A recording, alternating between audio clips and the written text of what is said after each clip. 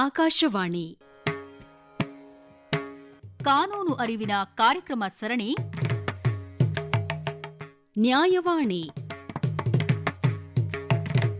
ಸಹಯೋಗ ನ್ಯಾಯ ಸಂಸ್ಥೆ.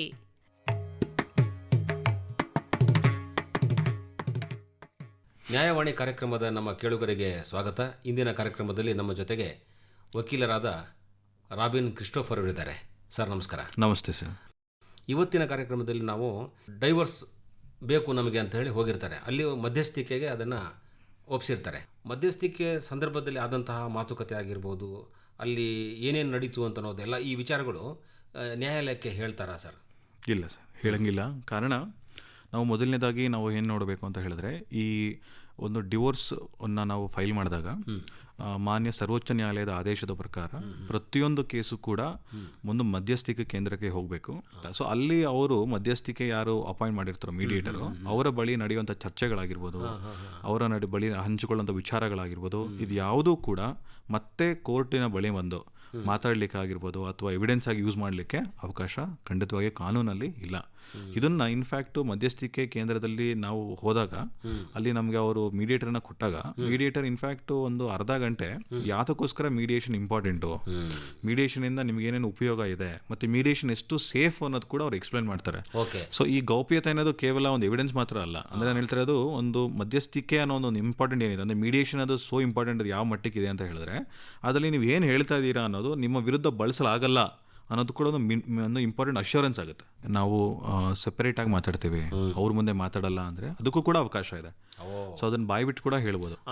ಅಂದರೆ ಸರ್ ನಾನು ಹೌದು, ಕೆಲವೊಂದು ಸಲ ಏನಾಗುತ್ತೆ, ಇಮೋಷನ್ಸ್ ತುಂಬ ಜಾಸ್ತಿ ಇರುತ್ತೆ, ನಿಮ್ಮನ್ನು ನೋಡಿದ್ರೇ ಕೋಪ ಬರೋ ರೀತಿಯಲ್ಲಿ ಇರುತ್ತೆ, ಅಥವಾ ಗಂಡನಿಗೆ ಹೆಂಡತಿ ನೋಡಿದ್ರೆ ಆಗಲ್ಲ, ಹೆಂಡತಿಗೆ ಗಂಡ ನೋಡೋಕ್ಕಾಗಲ್ಲ, ಟ್ರಿಗರಿಂಗ್ ಪಾಯಿಂಟ್ಸ್ ಇರುತ್ತೆ, ಇಮೋಷನ್ಸ್ ತುಂಬ ಜಾಸ್ತಿ ಇರುತ್ತೆ. ಅಂಥ ಸಂದರ್ಭದಲ್ಲಿ ನಾವು ಬಾಯ್ಬಿಟ್ಟು ಕೇಳ್ಬೋದು, ಸರ್ ನಿಮ್ಮ ಹತ್ರ ಸೆಪರೇಟಾಗಿ ಮಾತಾಡ್ಬೋದು ಅಂತ. ಸೊ ಅದಕ್ಕೂ ಕೂಡ ಅವಕಾಶ ಇದೆ. ಇನ್ಫ್ಯಾಕ್ಟ್ ಮಧ್ಯಸ್ಥಿಕೆ ಕೇಂದ್ರದಲ್ಲಿ ಅವರು ಲಿಖಿತ ರೂಪದಲ್ಲಿ ಏನನ್ನ ಬರೀತಾರೋ ಅದನ್ನು ಅವರು ಮತ್ತೆ ನ್ಯಾಯಾಧೀಶರ ಮುಂದೆ ಕಳಿಸ್ತಾರೆ.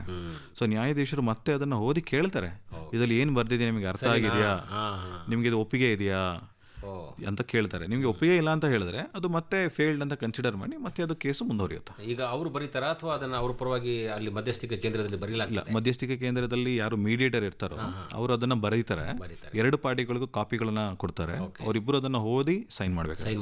ಈಗ ಕೆಲವು ಸಲ ಓದು ಬರ ಗೊತ್ತಿರಲ್ಲ, ಅವ್ರಿಗೆ ಬರೆಯಕ್ಕಾಗಲ್ಲ, ಅಂದ್ರೆ ಅವ್ರು ಬರೆದಿದ್ದನ್ನ ಇವ್ರು ಬರೆದ್ಬಿಟ್ಟು ಅವ್ರು ಮುಂದೆ ಓದ್ತಾರೆ. ಹೌದು, ಅವ್ರು ಮುಂದೆ ಓದ್ತಾರೆ, ಮತ್ತೆ ಲಾಯರ್ ಕೂಡ ಇರ್ತಾರೆ, ಅವರು ಸೈನ್ ಮಾಡಬೇಕು. ಗಂಡ ಹೆಂಡತಿ ಇಬ್ರು ಕೂಡ ಅವ್ರು ಬಂದಾಗ ಅವರೇ ಬೇಕಾದ್ರೆ ಬರೀಬಹುದಾ?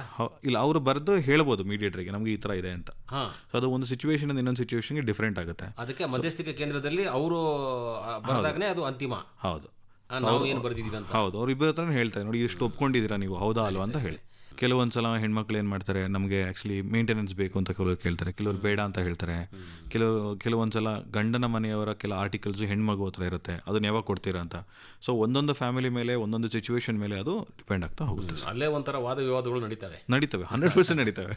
ಇರಲಿ, ಯಾವುದೇ ರೀತಿ ಆದರೆ ಇದು ಒಂದು ಈ ಹಂತದಲ್ಲಿ ಚರ್ಚೆ ಮಾಡಿ ಅಂತಿಮವಾಗಿ ಅವರು ಒಟ್ಟಾಗಿ ಇರಲಿಕ್ಕೆ ಪ್ರಯತ್ನ ಮಾಡಬೇಕು ಅಂತ ಅನ್ನೋದೇ ಇದ್ರ ಉದ್ದೇಶಗಳು.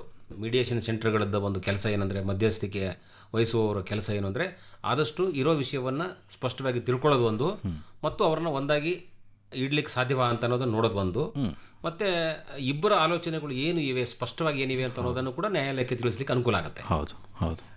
ಧನ್ಯವಾದಗಳು ಸರ್.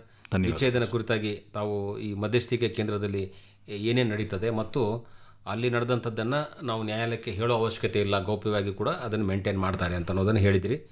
ಧನ್ಯವಾದಗಳು. ನಮಸ್ಕಾರ. ಧನ್ಯವಾದಗಳು. ಇದುವರೆಗೆ ನ್ಯಾಯವಾಣಿ ಕಾನೂನು ಅರಿವಿನ ಕಾರ್ಯಕ್ರಮ ಸರಣಿ ಕೇಳಿದಿರಿ. ಸಹಯೋಗ ನ್ಯಾಯ ಸಂಸ್ಥೆ. ಕಾನೂನು ಮಾಹಿತಿಗಾಗಿ kannada.nya.org ವೆಬ್ಸೈಟ್ ಅನ್ನು ಅಥವಾ 965001081007 ವಾಟ್ಸ್ಆಪ್ ಸಂಖ್ಯೆಯನ್ನು ಸಂಪರ್ಕಿಸಬಹುದು. ನಿರ್ಮಾಣ ಜಾಂಪಣ್ಣ ಆಶಿಹಾಳ್. ಸಮಗ್ರ ನಿರ್ವಹಣೆ ಡಾಕ್ಟರ್ ಎಎಸ್ ಶಂಕರನಾರಾಯಣ. ಈ ಕಾರ್ಯಕ್ರಮ ಆಕಾಶವಾಣಿ ಬೆಂಗಳೂರು ಕೇಂದ್ರದ ಕೊಡುಗೆ.